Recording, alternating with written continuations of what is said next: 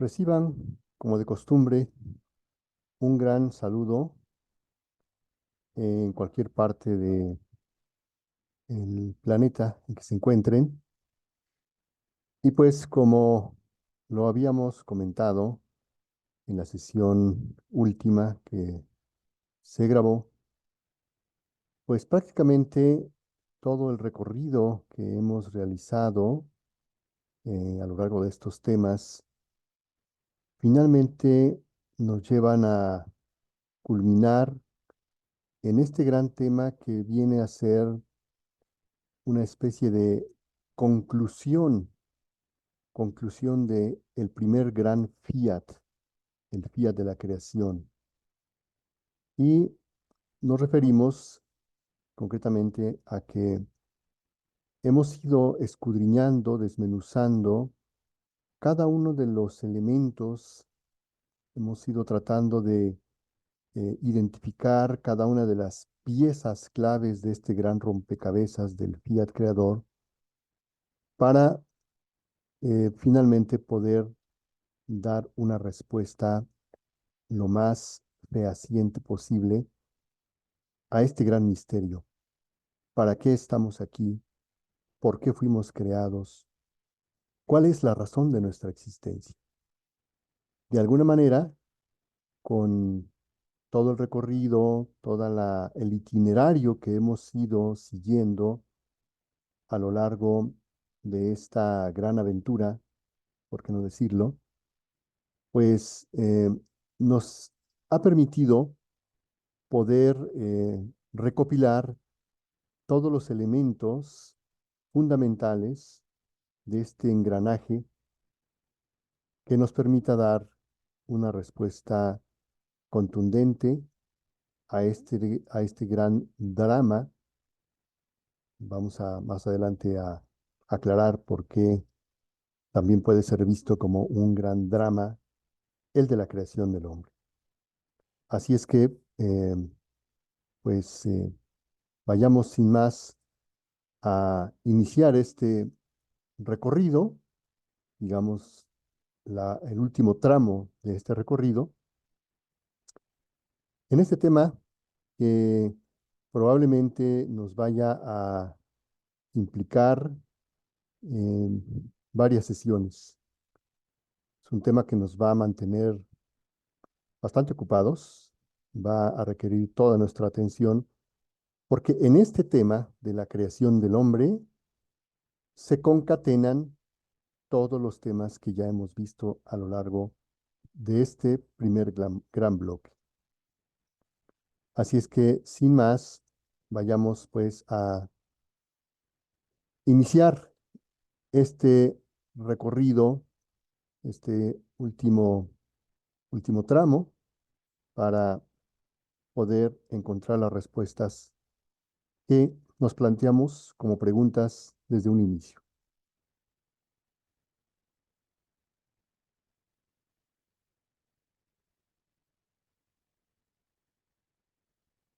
A estas alturas de nuestro recorrido, se supone que hemos ya comprendido que el primer hombre creado no fue Adán, sino que el primer hombre creado, la primera humanidad creada, la primera naturaleza humana creada, es la de Jesús.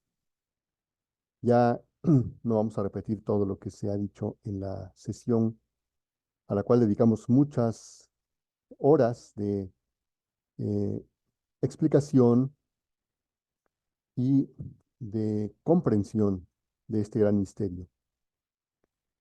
Decíamos que en el tercer tema, a la pregunta de ¿qué quiere Dios?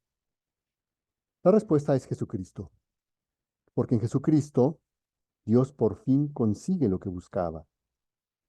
En Jesucristo se obtiene el arquetipo de hombre Dios en el pensamiento divino, que es justamente el gran dilema, el gran reto que Dios se puso a sí mismo de cómo lograr que una naturaleza distinta a la divina, una naturaleza humana libre, de una criatura humana con libre albedrío, quisiera quisiera acordar con el ser divino, quisiera coincidir con los designios divinos para concretizar este gran prodigio del hombre Dios.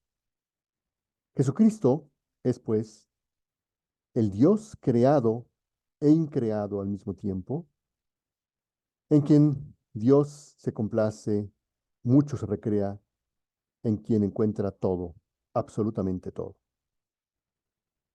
Pero ahora resulta que nos enfrentamos a otro pequeño problema, o quizás gran problema, porque siendo Cristo el arquetipo de hombre Dios, de este Dios creado e increado a la vez, es decir, el modelo perfecto,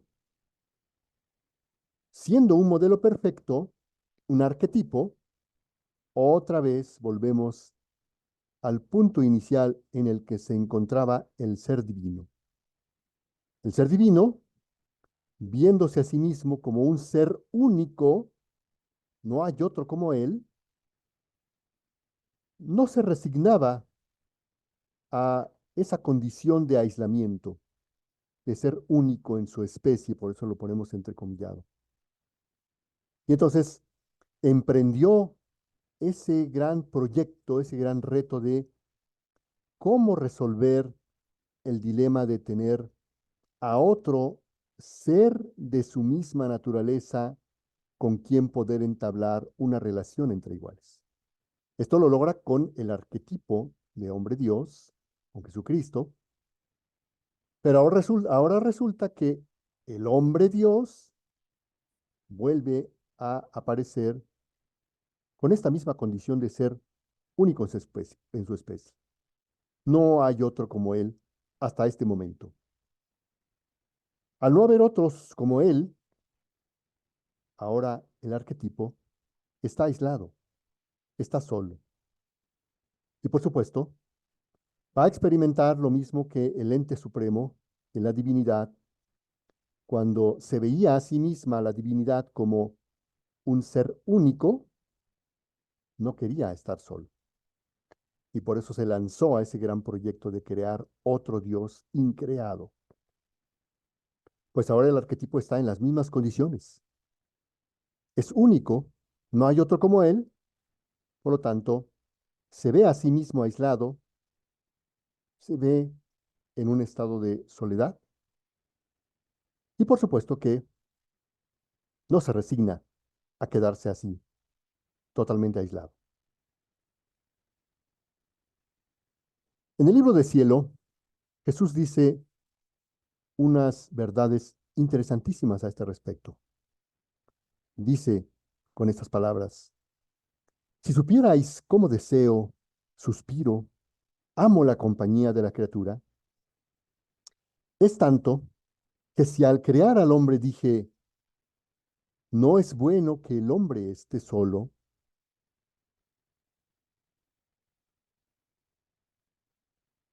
hagamos otra criatura que lo asemeje y le haga compañía, a fin de que uno forme la delicia del otro.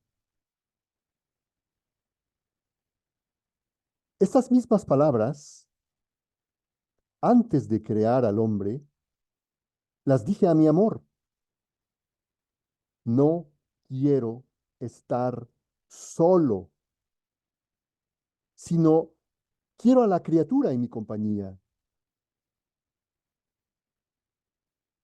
Quiero crearlo, quiero crearla para entretenerme con ella, para compartir con ella todos mis contentos.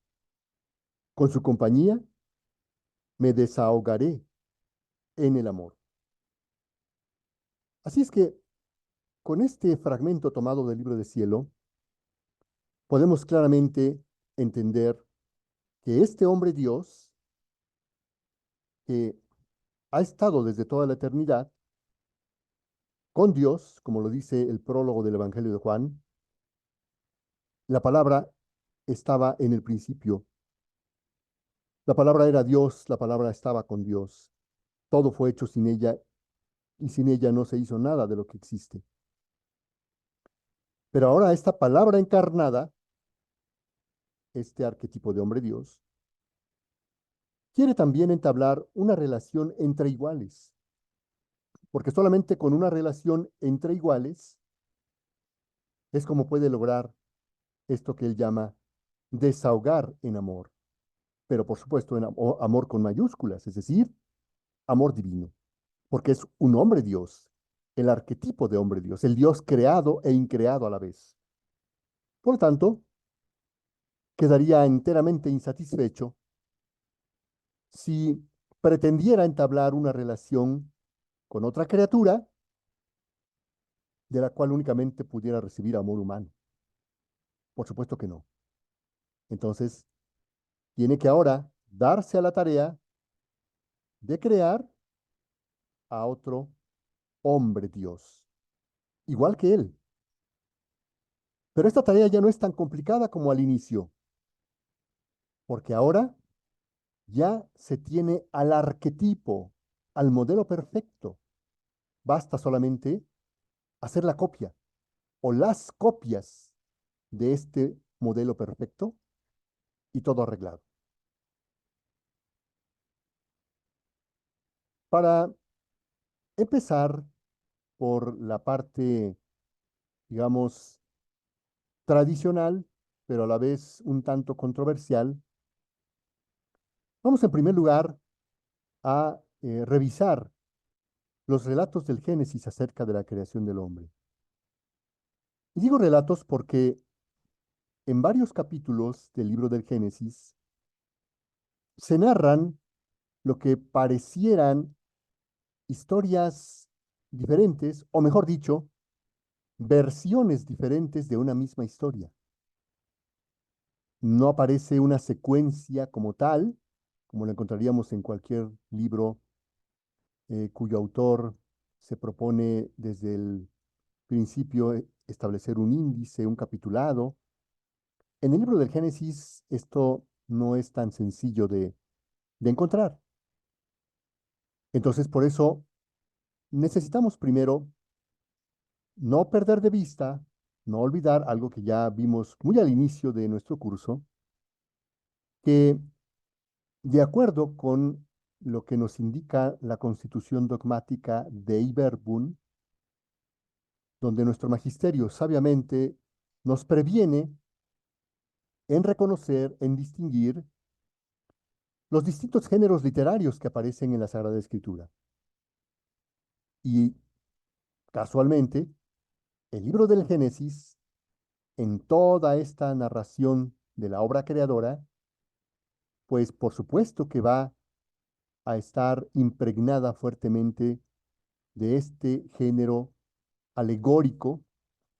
Por lo tanto, es recomendable leer estos pasajes con estas precauciones, porque de lo contrario, entonces podemos caer en relativismos o en fundamentalismos, como desafortunadamente ha ocurrido con los protestantes. Entonces vamos a partir, por principio de cuentas, de estos relatos del Génesis acerca de la creación del hombre para ir otra vez identificando las piezas clave, pero principalmente los recursos literarios de que se valió el agiógrafo para poder entender exactamente el mensaje que hay eh, entre líneas de todos estos relatos de la creación del hombre.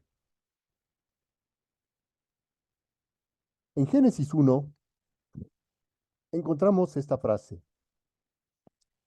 y dijo Dios, hagamos al hombre a nuestra imagen y semejanza, y tenga dominio sobre los peces del mar y sobre las aves del cielo, sobre los animales del campo, las fieras salvajes y los reptiles que se arrastran por el suelo. Esto en el capítulo 1 del Génesis, versículo 26. La tradición, la tradición patrística, encontró ya desde esta frase del Génesis, como sabiamente lo reflexiona Benedicto XVI en una de sus obras, los padres de la Iglesia encontraron en esta frase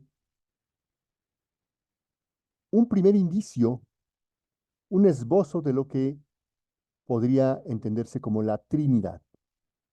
Es decir, Dios, como dice Benedicto XVI, en Dios hay un nosotros. Dios parece que dialoga consigo mismo. Hagamos, plural. Por lo tanto, entonces, ya desde aquí se está vislumbrando, preconfigurando la noción de la Trinidad, de la Santísima Trinidad. Pero luego viene lo más interesante. Hacen al hombre a imagen y semejanza de ellos. Como este es un tema muy profundo, de una teología muy extensa, un tanto controversial, vamos a dedicarle todo el tiempo necesario a esta teología del Imago Dei, la imagen de Dios.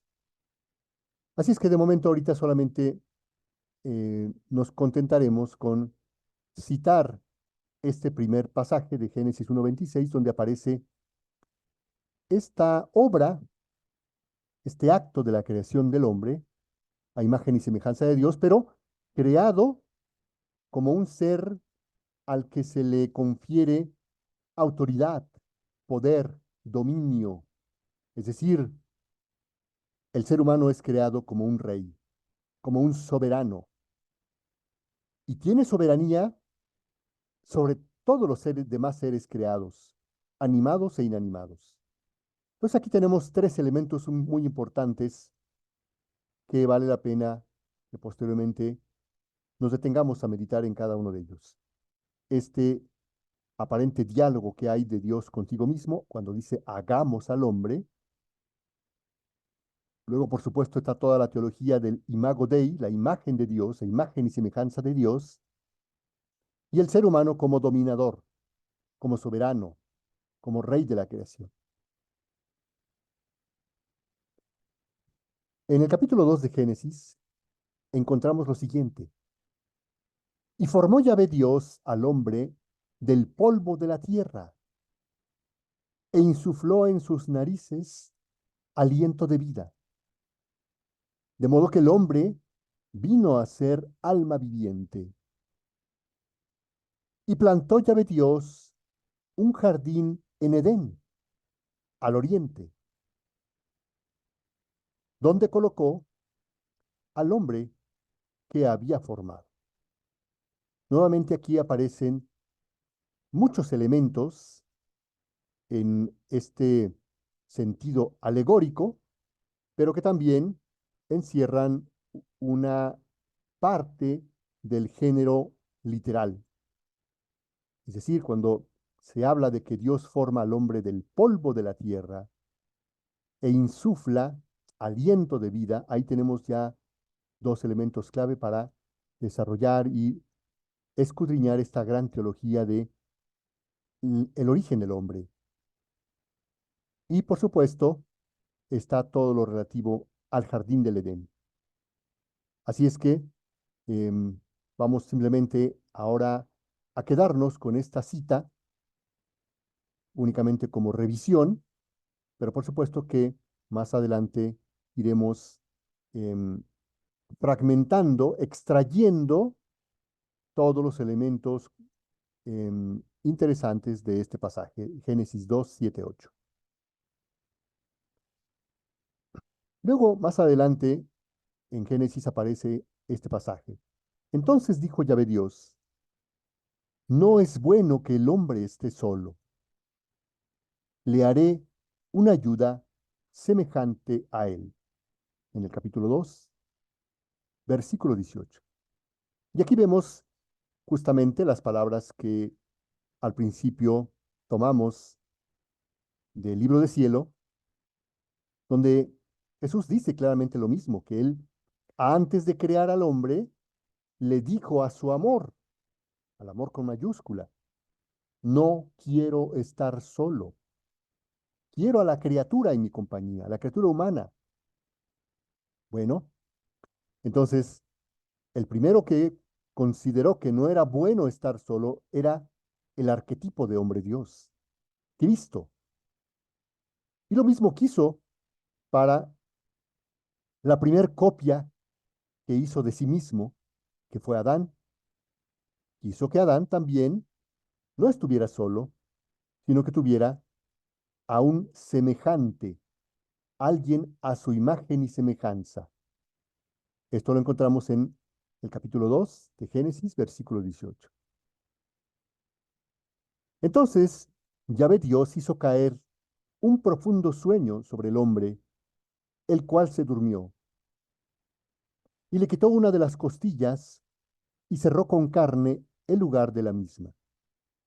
Aquí, por supuesto, están entremezclados muchos géneros literarios, el literal, por supuesto, el alegórico, podríamos decir que el predominante, pero también tenemos aquí el género anagógico, es decir, la enseñanza que hay para nosotros desde el punto de vista moral, desde el punto de vista de las relaciones humanas. Y esto ahora es el versículo 21, continuamos en capítulo 2 de Génesis.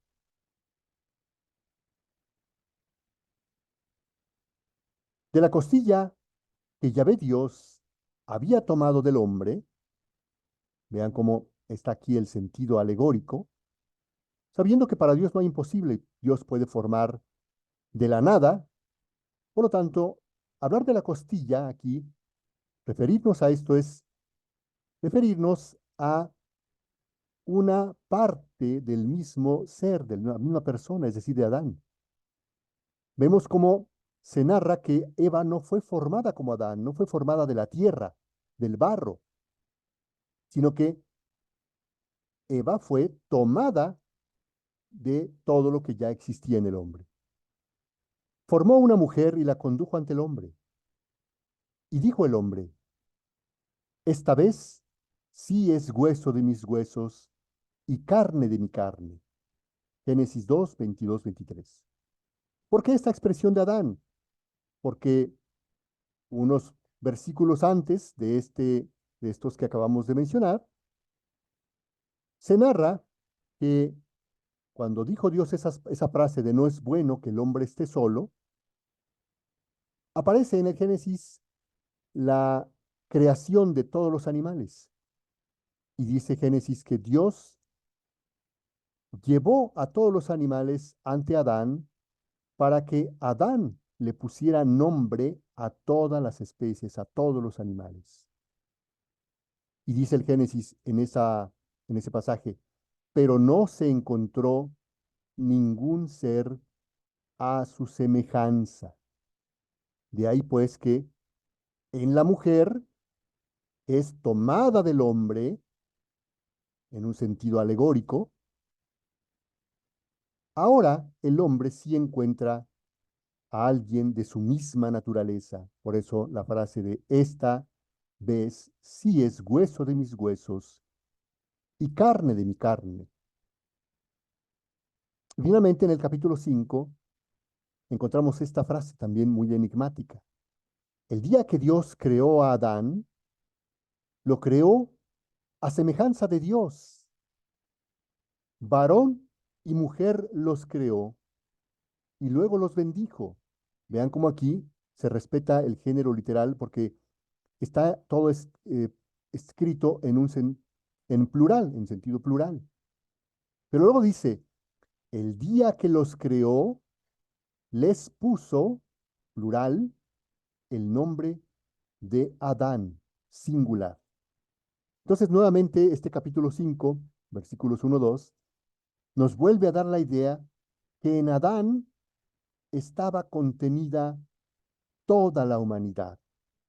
Por eso es que pudo fácilmente Dios sacar a Eva de Adán, porque Eva ya estaba en Adán.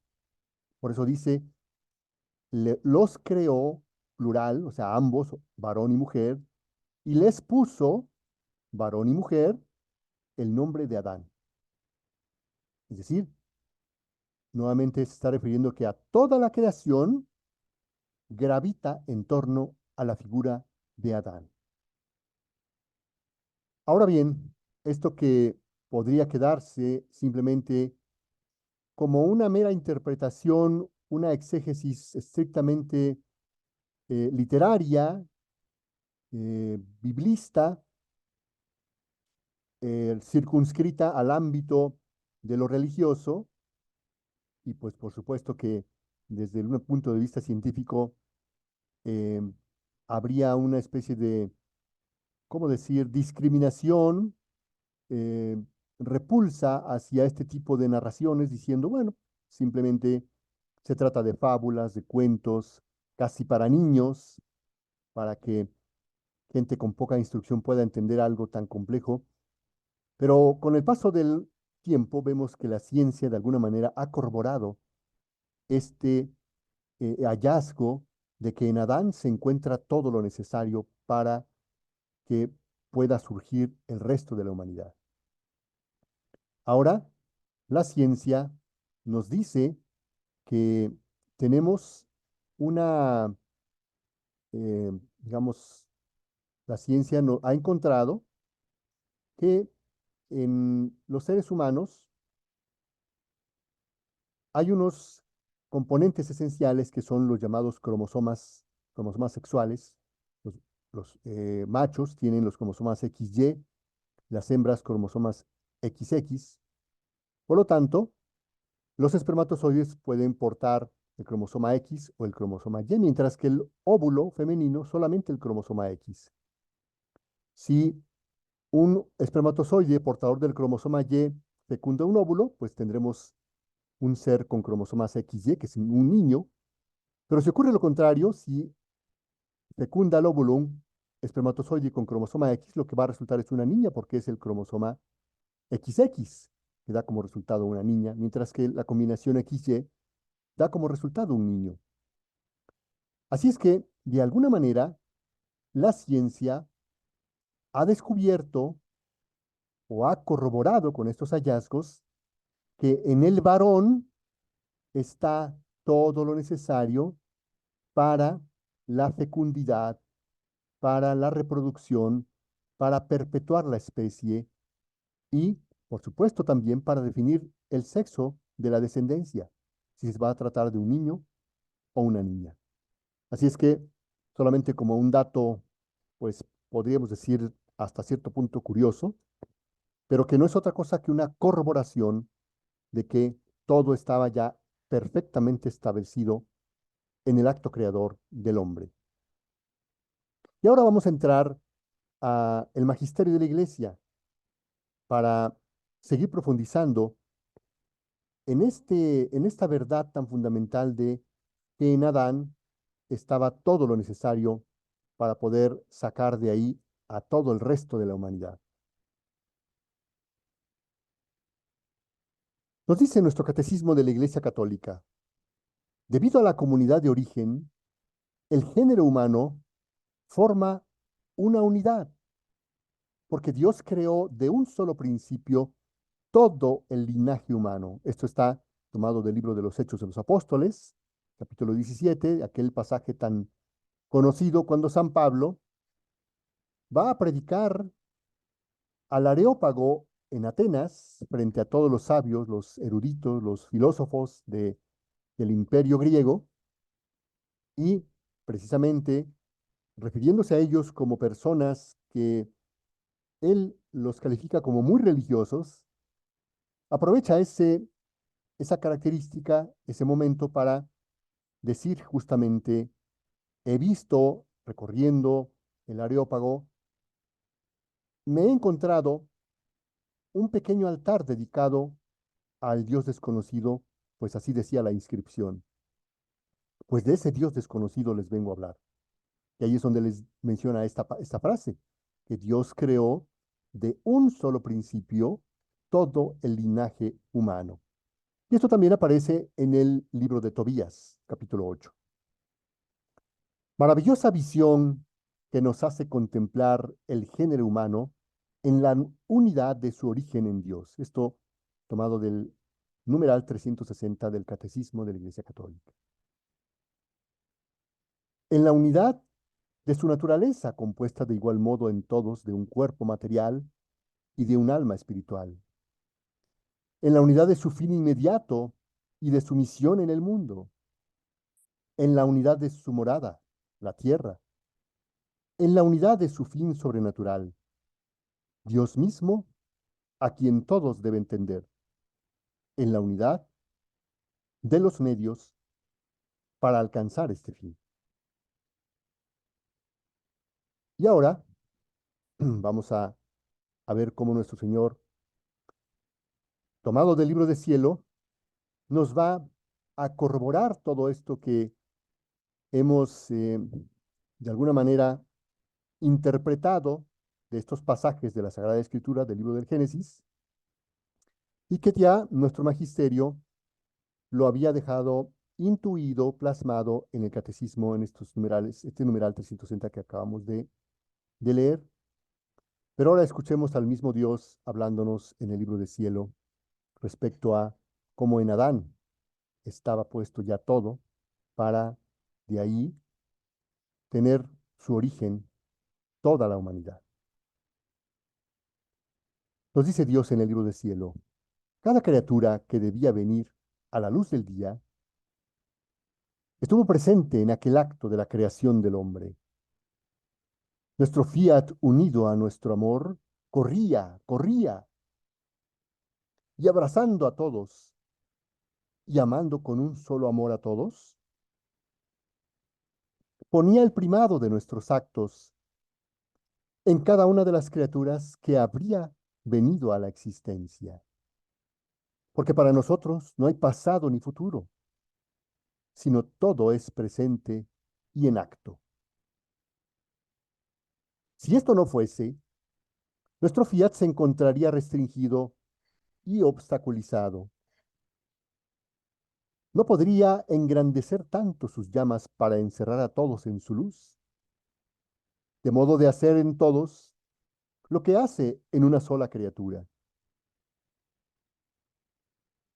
Por eso, no fue solo Adán el afortunado de la creación, sino todas las otras criaturas venían enriquecidas de todos los bienes. Y en él, o sea, en Adán, poseedoras de sus mismos bienes. Mucho más que todo lo que Dios hace en una sola criatura, todas las otras criaturas adquieren el derecho de nuestros actos, a menos quien no quiera servirse de ellos. La creación del hombre fue el centro donde nuestro fiat y nuestro amor se instalaron para tener ahí su sede perenne. Nuestro ser divino tenía todo dentro de nosotros, el centro de nuestro amor y el desarrollo de la vida de nuestro querer. Con crear al hombre, quiso formar el segundo centro de nuestro amor, para hacer que nuestro fiat pudiese desarrollar las vidas humanas con su imperio y dominio, como hacía en nuestro Ser Supremo.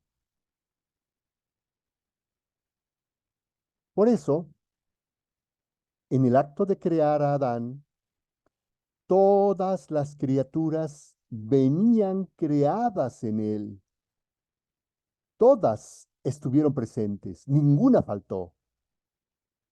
Amábamos como él y en él a todas las criaturas.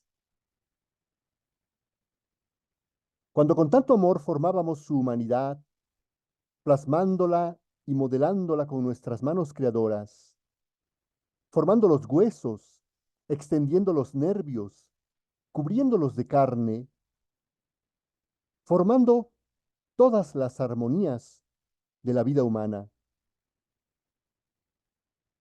En Adán venían plasmadas, manejadas todas las criaturas. En todas formábamos los huesos, extendíamos los nervios y cubriéndolos de carne, dejábamos el toque de nuestras manos creadoras, la marca de nuestro amor, la virtud vivificadora de nuestro querer. e infundiéndole el alma con la potencia de nuestro aliento omnipotente, venían formadas las almas en todos los cuerpos, con la misma potencia con la que venía formada el alma de Adán.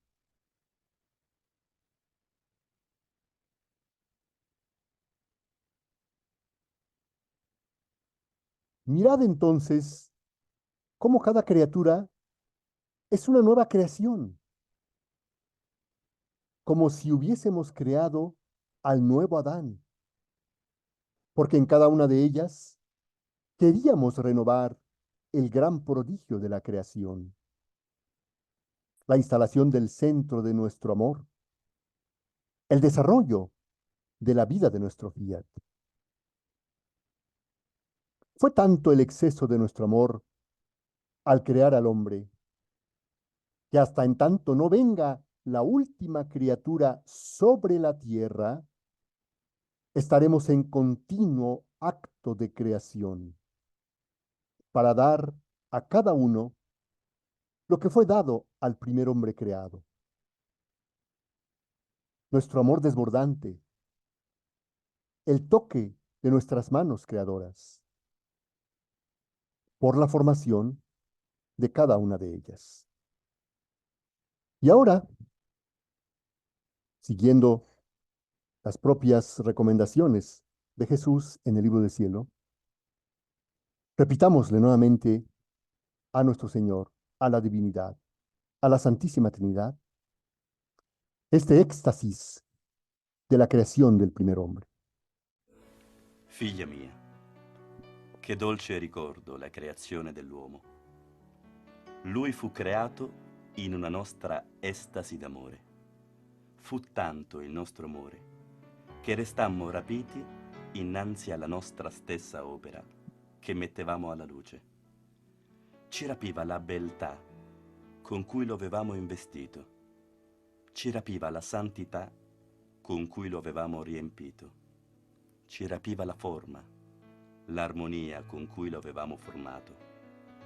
Le sue prerogative, ciascuna sua qualità, era un'estasi d'amore che sentivamo e ci rapiva ad amarlo, sicché il nostro amore restò scosso, soggiogato, e mettendoci in estasi faceva sorgere in noi l'amore operante ed eterno verso l'uomo. Ed in questa estasi d'amore, rapiti come stavamo, non si badava a nulla, non si mettevano limiti, si sfoggiava tanto nell'amarlo e nell'arricchirlo di tutti i beni che non gli lasciammo nessun vuoto, affinché il suo amore fosse pieno per noi e così poterci rapire ed amarlo continuamente. Per cui solo il ricordo del come fu creato l'uomo ci ripete la nostra estasi amorosa verso di lui.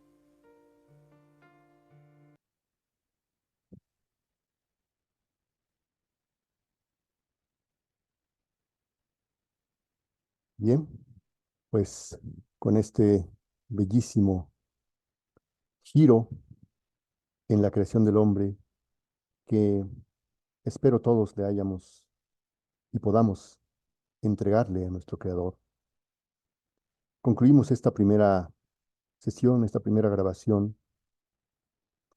de este gran tema 5, que será el tema conclusivo de nuestro primer bloque, pero pues definitivamente por la relevancia de lo que aquí se aborda, es un tema que nos va a mantener ocupados por un buen rato.